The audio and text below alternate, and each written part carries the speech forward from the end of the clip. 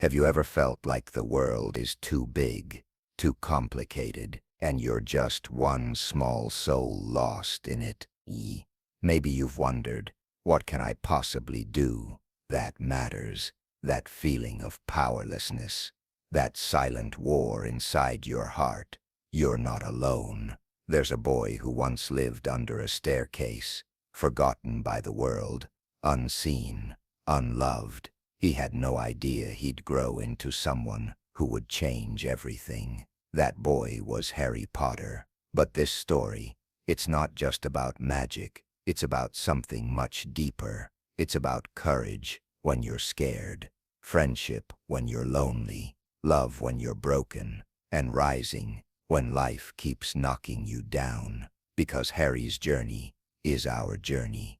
And today, I want to take you through the hidden lessons that the world of Harry Potter teaches us, not with wands and spells, but with choices, sacrifices, and the power of believing in yourself, even when no one else does. Let's begin. Lesson 1.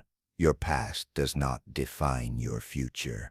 Harry grew up in a cupboard, under the stairs, mistreated and neglected. Society had written him off before he even knew who he was. But that didn't stop him. When Hagrid showed up and said, "You're a wizard, Harry," it wasn't just a revelation, it was liberation. It was a reminder that the world may try to label you, box you in, keep you small, but you have the power to rewrite your story. And it's not just Harry. Take Sirius Black, framed for crimes he didn't commit. A man locked in Azkaban for 12 years. He could have drowned in bitterness, but he chose love, loyalty, and redemption. He chose to fight for the truth. Just like Oprah Winfrey, who was born into poverty and suffered abuse, but became one of the most influential women in the world. Your beginning does not dictate your ending. It's what you do with your story that matters. Lesson 2. Joe. True bravery isn't loud. It's quiet, often invisible. Think of Neville Longbottom. In the early years, he was shy, awkward, always forgetting his toad or misplacing his homework. Nobody expected much from him. But in the Sorcerer's Stone, he did something that most people overlook. He stood up to his own friends when they were doing something dangerous. Dumbledore later said, "It takes a great deal of bravery to stand up to our enemies, but just as much to stand up to our friends." And by the final book, Neville becomes the fierce leader of Dumbledore's army, wielding the sword of Gryffindor and destroying a Horcrux. He teaches us that bravery isn't always grand. It often begins with small, uncertain steps, like Rosa Parks, who didn't raise a sword. She simply refused to give up her seat. Quiet courage shakes the world. Lesson 3. Friendship is a lifeline, not a luxury. Harry would never have survived without Hermione and Ron. Hermione's intelligence, Ron's loyalty, and Harry's leadership, they balanced each other. When they argued, they learned. When they stumbled, they carried each other. Think of the scene in the Deathly Hallows, when Ron leaves during their quest. Harry and Hermione are devastated, but they don't stop loving him, and Ron returns, filled with guilt, but welcomed with open arms. That's friendship, not perfection, but persistence, the ability to grow together, fall together, and rise together. In our world too, when life is hard, it's not the number of people around you that matters. It's the ones who stay, the ones who see your worst, but still choose you. Treasure them. Lesson 4. Love is the most powerful magic. When Harry's mother, Lily, died to save him, she didn't cast a spell. She made a choice, and that choice became the deepest kind of protection. Voldemort, the darkest wizard of all, could not understand it. He thought power was fear. He didn't realize that true strength is love. Dumbledore says it best. Do not pity the dead, Harry. Pity the living, and above all, those who live without love. In real life too, we often chase success, money, fame, but it's love that makes us human. Love that heals, love that lasts. Think about Malala Yousafzai's father, who believed in his daughter when the world said girls shouldn't study, or a mother who works 2 jobs to feed her kids. Love is quiet, steady, relentless, and it's stronger than any wand.